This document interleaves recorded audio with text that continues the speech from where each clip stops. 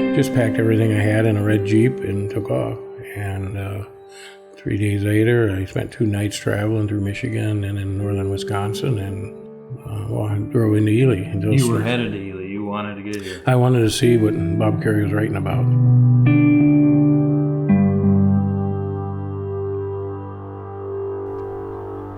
Welcome to the Paddle and Portage podcast. The voice you heard at the start of the episode is the voice of Ely area resident Don Beans.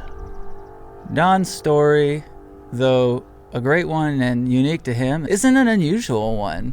It really accentuates a part of history that, for as long as we know, people have been drawn to this place for lots of reasons. The Anishinaabe came here in search of Minomen, the wild rice, the food that grows in the water. Then the fur trade, the Voyager Highway, people looking for beaver pelts, trapping, that whole era. With the development of large urban areas in the Midwest, there came recreationalists. And it drew you, it drew me here, without really knowing what to expect. Yeah, the unique thing, as we're going to hear in Don's story, is that he had some imagery connected and maybe an idea of what to expect when he got here. Look forward to sharing Don's story and his family's story in today's episode. But before we jump in, we need to give a huge shout out to some new Paddle and Portage subscriber members. In our most recent episode, we talked about how this is listener supported, and we have a membership for people who listen to the podcast and want to help us keep it moving forward, doing the work that we do, getting all over the Boundary Waters and beyond. And what a great response we had. Let's just throw a little party, because we're in Ely right now, standing in Whiteside Park. Y'all, we called, you answered. Thanks. We celebrate you. And let's keep it going! Yes, exactly. So now is your chance to step up. If you didn't do it or you're just hearing this message for the first time, you can go to paddleandportage.com. There's a membership tab right at the top of the page, and it's for an annual or a monthly membership subscription. All that goes into the same general pool, so it supports directly the podcast and the journalism, but for our purposes here on the podcast, it helps us share these stories like Don's story. Thank you for your support. And after a quick word from our sponsor, we're going to be back and we're going to jump right in to Don's story. We're going to head up the Fernberg corridor to the edge of the Boundary Waters. I'm Jason with Ely Outfitting Company in downtown Ely, Minnesota. As the stories by Joe M. and the Paddle and Portage team inspire you to explore the Boundary Waters, let our trail-savvy crew make your trip planning simple. If you haven't tried our free online trip routing service, complete with awesome interactive maps, check out elyoutfittingcompany.com. And when you're ready, find complete outfitting services, lightweight canoe rentals, and comfy bunkhouse lodging at Ely Outfitting Company.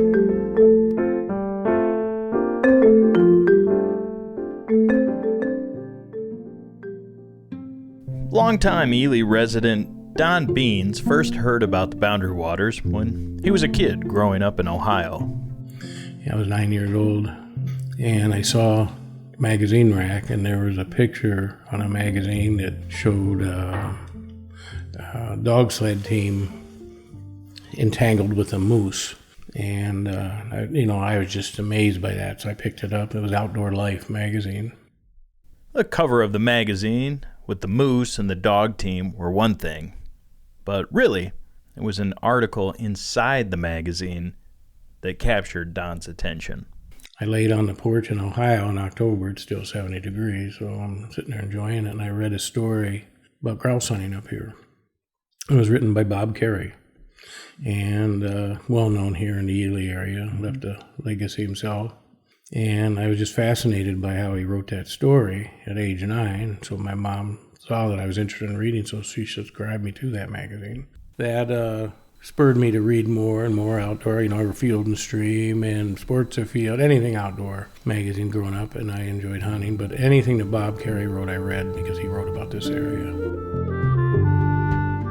Bob Cary, known as Jack Pine Bob in many corners of the Boundary Waters and beyond, was an author, illustrator, journalist, and a wilderness guide based out of Ely for many years. He moved to the town in 1966 and founded Canadian Borders Outfitters on Moose Lake, near the end of the Fernburg corridor.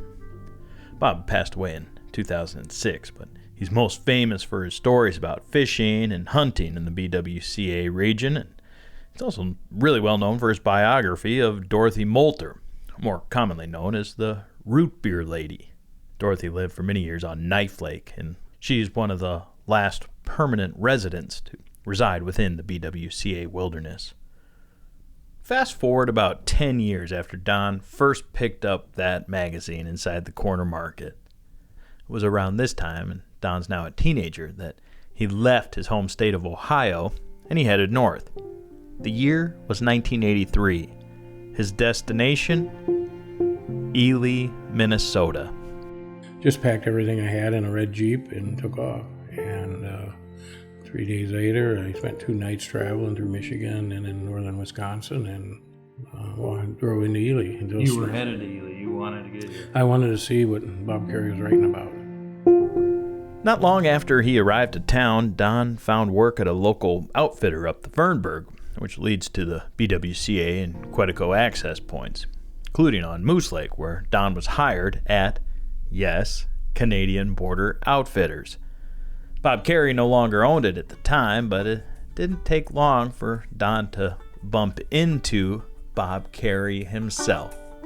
The first day I worked, I was with a friend of mine, Dave, and we were doing road work because it was April. We had to fill all the potholes in. Down comes a little red car, and here's Bob Cary. Though he was excited about meeting one of his heroes, that first encounter between Don and Bob was perhaps a bit more casual than Don would have otherwise imagined. And that's the first time I met him, and I remember Dave saying, hey Bob, this guy's here working, Don's working for us because of your stories. And first thing Bob said to me is he looked at me and says, you mean he believed all that bullshit I write? And we just started laughing, and ever since, and after that we became close friends, and we hunted, we fished. Once he got to Ely, Don quickly took to the canoe country. He worked for about 3 years at Canadian Border Outfitters. During that time, he got to know people up and down the Fernburg and around Ely. In particular, he got to know the Dayton family, who resided on nearby Jasper Lake. Hey Paddle and Portage listeners, this is Kate from Bending Branches. If you're like us, paddling isn't just something you do, it's part of who you are. And when you're out on the water, your paddle isn't just a tool, it's your connection to the adventure. At Bending Branches, we take that seriously. For over 40 years, we've been handcrafting canoe and kayak paddles right here in northwestern Wisconsin. We obsess over every detail, making them lighter, stronger, and built to last, because we know what it's like to be deep in the wilderness, where every ounce of weight matters and every stroke counts. We test our paddles the best way we know how, by using them, on winding rivers, glassy lakes, and carrying them on backcountry portages. Crafted with tradition, engineered for adventure, designed by paddlers for paddlers. So, before your next trip, stop by your local paddle shop or outfitter and find the Bending Branches paddle that's right for you. Because great adventures start with great gear, and the right paddle makes all the difference.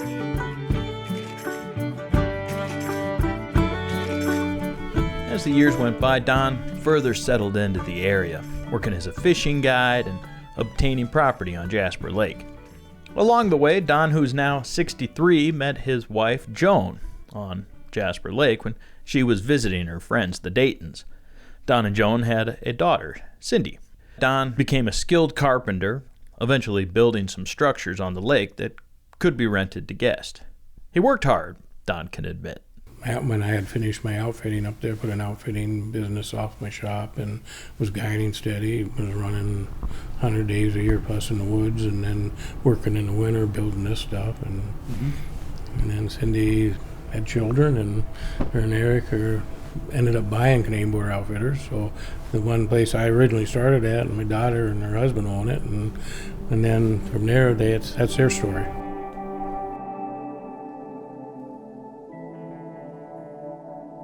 Being raised by a guide was definitely really my first experience with understanding how you can bring people to, a place, and not just a physical place, but a place of being. And, I had an opportunity to meet a lot of my dad's clients over the years, and it felt, very much like family. And for them, it felt very much like they were coming home.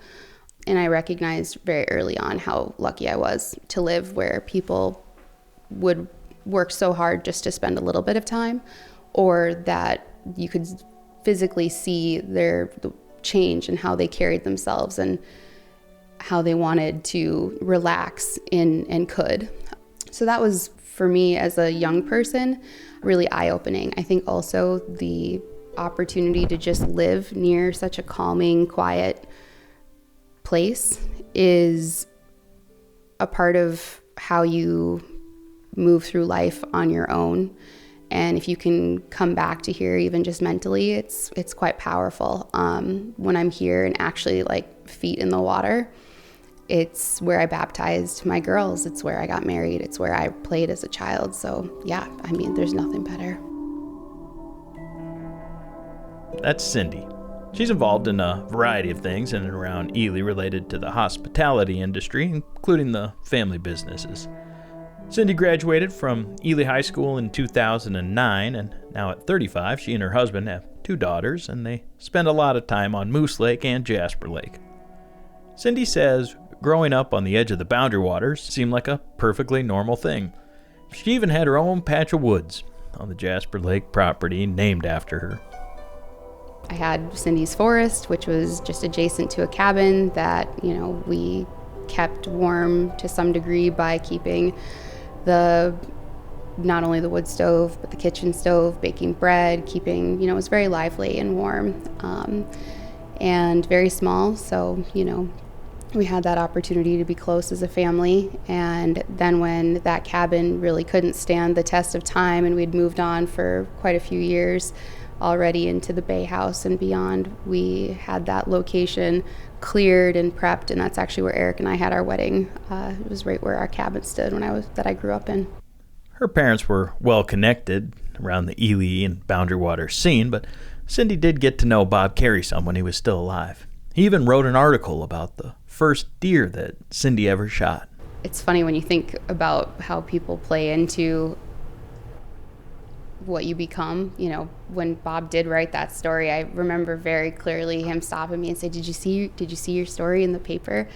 And I said, yeah, everybody told me at school that it's just the only reason I got in the paper for shooting that deer was because I was a girl. And I told him that, and he goes, no, it's because you're a good storyteller. And I remember that very clearly, and how important, that message has been in my career of marketing. It's just, I remember very clearly telling him that I thought I could hear my heartbeat, in my ears or something, or I thought the deer was going to hear it or something like that. And yeah, it was a good story, and I'm glad that he wrote it because it's a part of my connection to Bob too.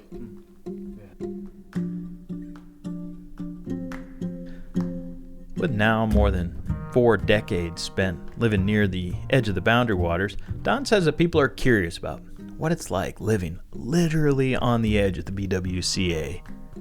But pretty much, like you say, Ely's the end of the road, but Jasper's really an end of the road too. It's pretty cool, yeah. And everybody that comes here loves it.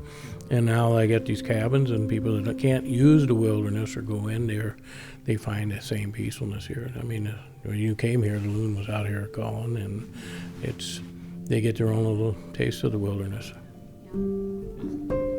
On the shores of Jasper Lake, my dad likes to sign off with that sometimes, and I think that's, really fitting. And I found a way to incorporate that into, our wedding invitations, some of our marketing material, but it is really sets the stage because it is a beautiful shoreline and swimming experience, and there's so much wildlife, and the fishing is actually pretty good. So. And though it started with just that simple parcel on Jasper Lake, Don and Joan have now formed Jasper Company. They did that in 2013 as the umbrella company for their hospitality business ventures. Along the way, in 2016, they added Northern Grounds, a very popular wine and coffee bar that's located right in the heart of downtown Ely, across the street from Paragus. Many weary BWCA paddlers have stopped in for a cold cup of coffee, iced coffee at Northern Grounds. Hard to even imagine on some summer days how good it can possibly be. And many have stopped in for a pint or a glass of wine as well. Looking back, in many ways, the story of Don Beans and his family is one about coming full circle.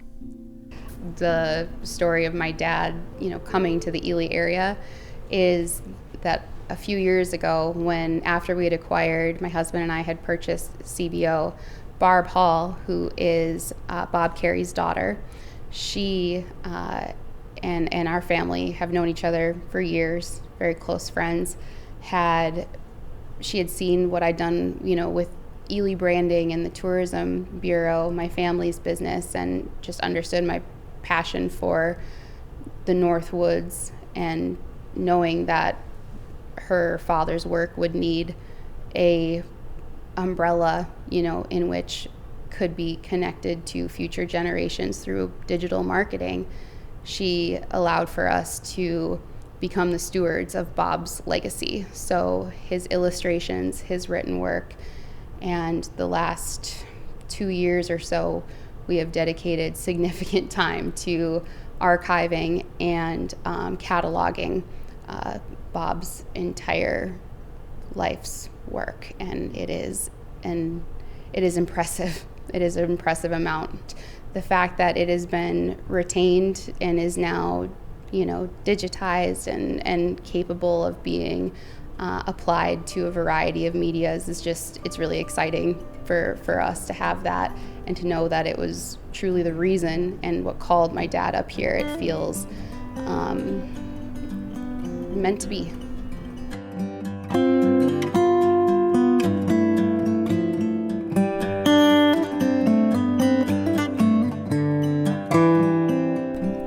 Thank you so much, Don, and thank you, Cindy, for sharing your stories with us and with our listeners of this podcast.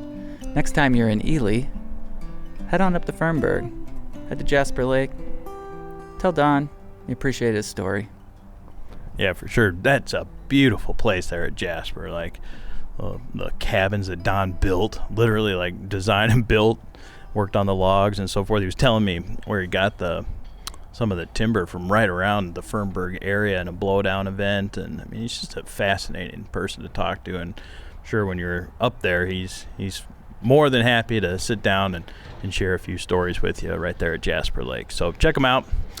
Summer's here. It was the start of black fly season, basically around the time I was up the Fernburg. And what's your best approach for that? Head net, full bug jacket thing? What do you do in June, early summer? I jump in the lake. just dive in. Moose style. Yeah, and then I pop my head up and I suffer, and then I hold my breath and go back down, and that's not a bad way to do it. The water's finally getting warm. I really like your style on this. Oh, thank you. It's practical. I don't do much paddling that way, but it works. My only hesitation is for fishing. It may be a bit counterintuitive to sort of keep plunging into the lake and. I've been known to come out of the lake with a fish or two. Just for your information, Joe Fredericks.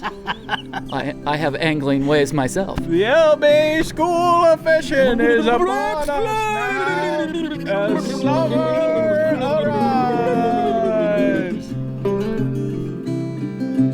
I like to sing, I love to dance. I play the fool if I got the chance. All around the campfire light. All around the campfire light. I got this out of tune old guitar, not trying to be no star. There's enough of them in a summer's night. Oh, there's enough of them in a summer's night. Well, you can look to Venus, you can look to Mars. I will set my sights by the northern star, and in the deep dark blue come the northern lights. Oh, and in the deep dark blue come the northern lights.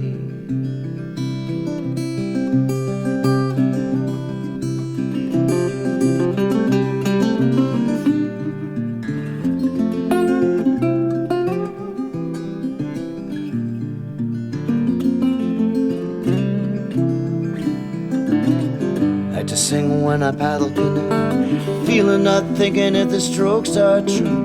We're gonna get through to the other side. Out in the night, the waves beat the shore. You can hear them pounding, you can hear them roar. Oh, roll me, rock me in my dreams. You can roll me, rock me in my dreams. So I like to sing, I love to dance. I play the fool if I got the chance. All around the campfire light, all around the campfire light, all round, all round, all round the campfire light.